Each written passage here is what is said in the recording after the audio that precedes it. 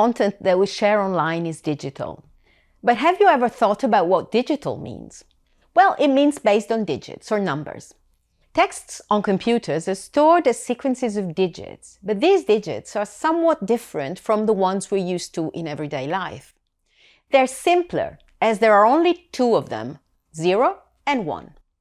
These two digits are all you need to display and exchange information on computers, and not just textual information, but images, sounds, and videos as well. In this lesson, we will learn about binary numbers and about how they give birth to the basic units of information, bits and bytes.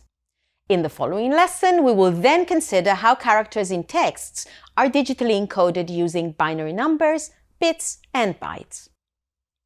Knowing the basic principles of character encoding is important, first of all, to understand why sometimes strange characters are displayed on your screen. For instance, you may have come across characters looking like black diamond shapes around a white question mark. When such characters are displayed in a text document, they usually signal that the character encoding of the document is wrong, therefore your text editor is unable to display the right character. Secondly, understanding character encoding is important as a prerequisite for understanding text encoding formats, and in particular, the distinction between plain and rich text.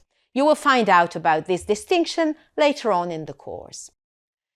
Digital content is represented on computers and shared online using a base 2 or binary counting system, which relies only on the digits 0 and 1. When we count, we can normally rely on 10 digits from 0 to 9. This is the so-called decimal or base 10 number system. With binary numbers, we reach the moment when we need to add another digit much sooner. Since only 0 and 1 exist in this system, number 2 on base 10 is represented as 1, 0 on base 2, number 3 as 1, 1, number 4 as 1, 0, 0, and so forth. So how would you translate the English quip binary is as easy as 1, 2, 3 into binary? Think about it for a moment. You'll see the solution on the next slide. Now that you got the idea, you may be wondering, why do we need a separate numbering system? What is so special about 0 and 1? Well, 0 and 1 represent the off and on states in an electric circuit. Imagine an electric switch. 0 represents the off state in which electricity is not flowing, while 1 represents the on state where it is flowing. As you can imagine, there are advantages to this system. Information can be encoded by either opening or closing an electric circuit a given number of times. The main disadvantage is that binary numbers become very long very quickly. Number 16 on base 10 corresponds to number 10000 on base 2, a 5-digit number. For this reason, other numbering systems are used on computers which are more compact. A common one is the hexadecimal or base 16 numbering system. Hexadecimal numbers contain two kinds of symbols, digits from 0 to 9 and letters from A to F, adding up to a total of 16 symbols, hence base 16. In this system, we add another symbol when we reach the last symbol available in the system, namely letter F. But how can you tell if a number is base 2, 10, or 16, since they may look exactly the same? Normally, base 10 is assumed by default. Instead, if a number carries the prefix 0b or the subscript suffix 2, you will know it is binary. Similarly, if it carries the prefix 0x or is followed by the subscript 16, you will know that it is hexadecimal. When could you come across these unusual numbers then in your text processing work? Most likely as part of their use for encoding characters, which we turn to in a moment.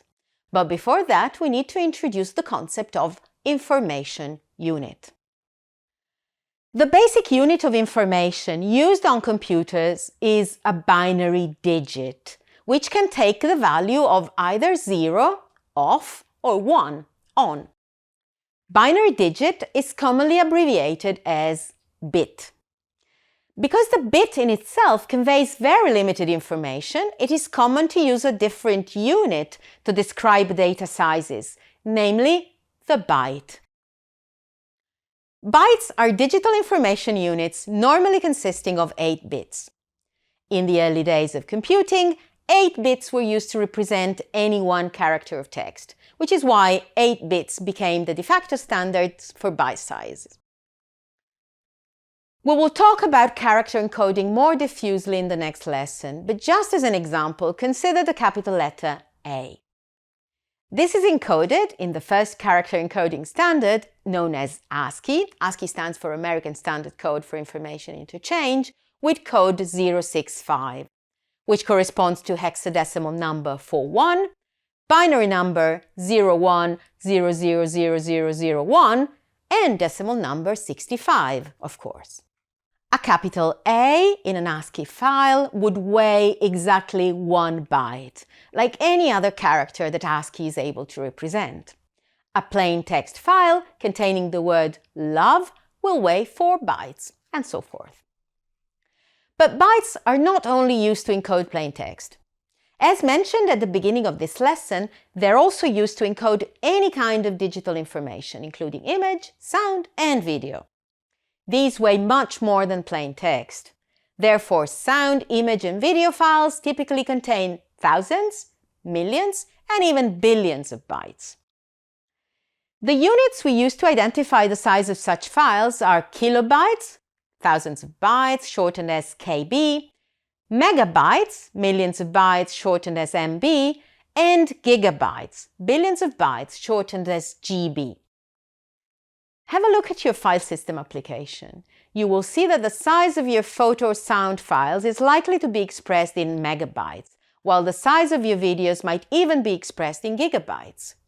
Plain text, on the other end, is rather light, so even a long text will weigh only a few kilobytes. So here are your take-home messages for this lesson. Digital means based on digits, specifically 0 and 1. All information exchanged on computers, including texts, is encoded as sequences of zeros and ones. The individual zeros and ones are called bits, while the sequences are called bytes.